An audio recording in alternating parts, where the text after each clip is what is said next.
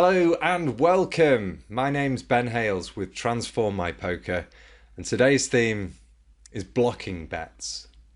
If you don't know what a blocking bet is, don't panic. You're going to find out in a very short period of time what a blocking bet is.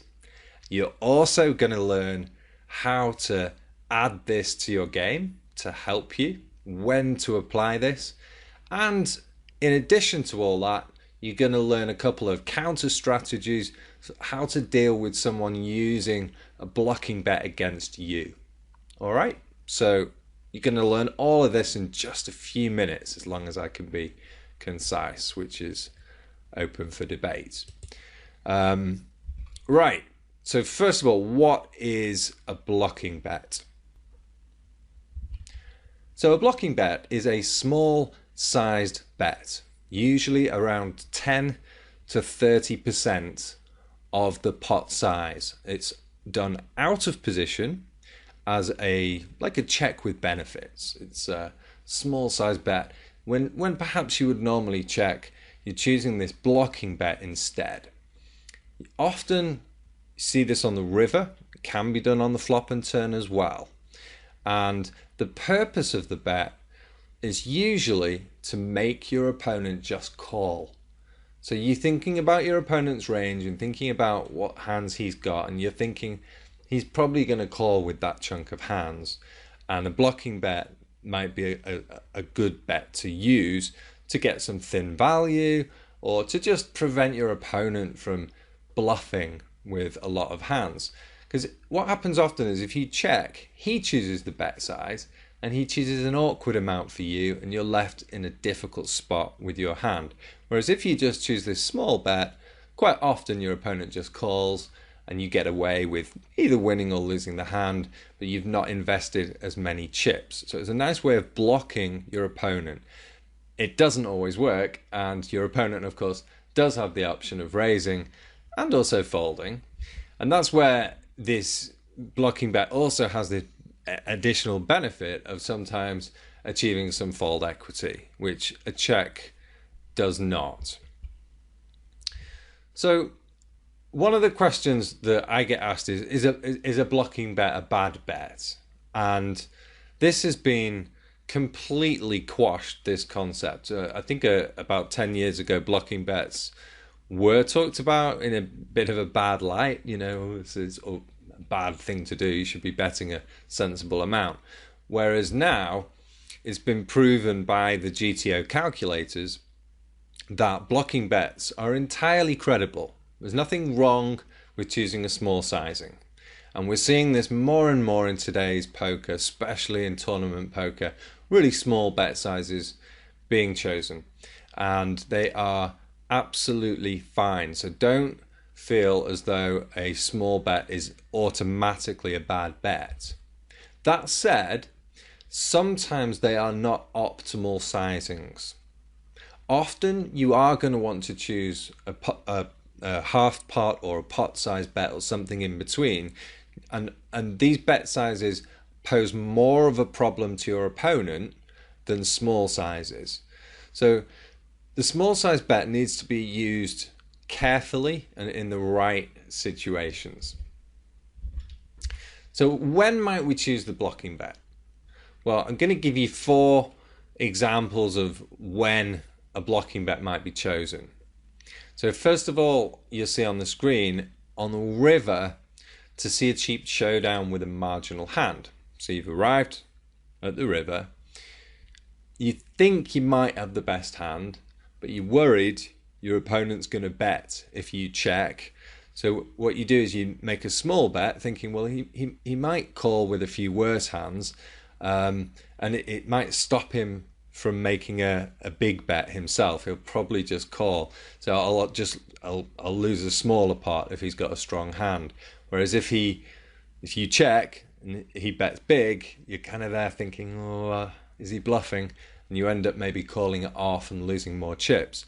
So the blocking bet, this is the number one use of the blocking bet at the river stage. The second example would be earlier in the hand, same kind of thought process, but on the flop or the turn, where What you're really trying to do is get to see the next card quite cheaply. And by using the blocking bet, you can often make your opponent just call rather than choose the raise. The third example would be to balance what you're doing in examples 1 and 2.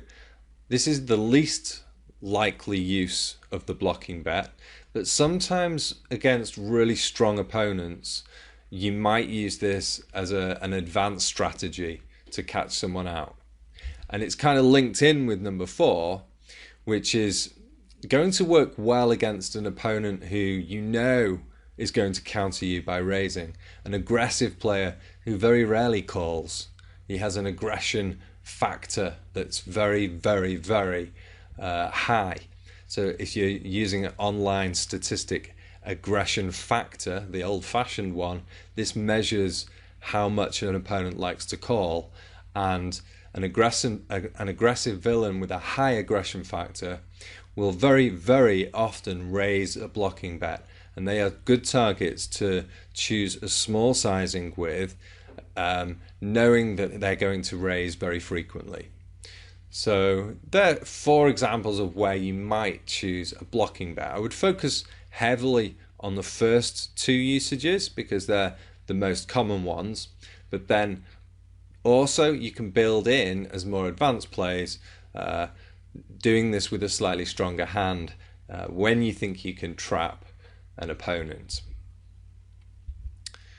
So this moves us on now to how we should react against a blocking bet.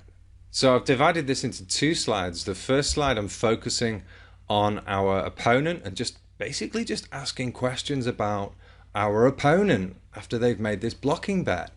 And then on the second slide, I'm coming up with some solutions for how to react. So first of all, what's your opponent doing? Have you seen him do this before? What's he trying to achieve with this small blocking bet? Does it fit into any of the 4 categories we talked about on the previous slide? Is this opponent capable of folding if we were to raise on a bluff? And questions like these are going to help you to come to a decision. If you have a nut hand, so if you're holding a very, very strong hand, then you're always going to raise for value when your opponent makes this blocking bet. Pretty straightforward first solution. If you have a strong hand but not a nut hand, then normally you're going to just choose to call. There's not much point in raising because if you raise, you're probably only going to get called by stronger hands. So it's normally going to be right to call. You might be able to choose a raise now and again. If you've got a marginal hand, then you're going to need to think really carefully because often raising or folding is going to be better than just calling. One of the mistakes people make with these types of marginal hands is to call too often. And this is something that you can improve in your game. So you arrive in this spot, kind of not sure if you're ahead or behind. And rather than turning your hand into a bluff and raising, you're just choosing to call. And this can sometimes be the wrong choice. So think carefully about, are you ahead or behind? Because folding can be the best play when you're behind, or raising can be the best play when you're behind. And often you should only call when you are quite confident that you're ahead with your marginal hand. Don't call and hope. That's my advice. Even though the pot odds might be really good, raising and folding might be smarter. Then if you've got a really weak hand, I recommend that you definitely choose fold or raise. And obviously there are going to be a lot of occasions where you're going to choose fold, but there may also be some opportunities to raise against opponents who are going to have to fold really often. So don't pass up any opportunities for bluffing. My name is Ben Hales with Transform My Poker. Thank you for listening to today's video. If you enjoyed it, please give it some Facebook likes down below, leave some comments and questions. I'll be more than happy to hear from you. Thanks for listening.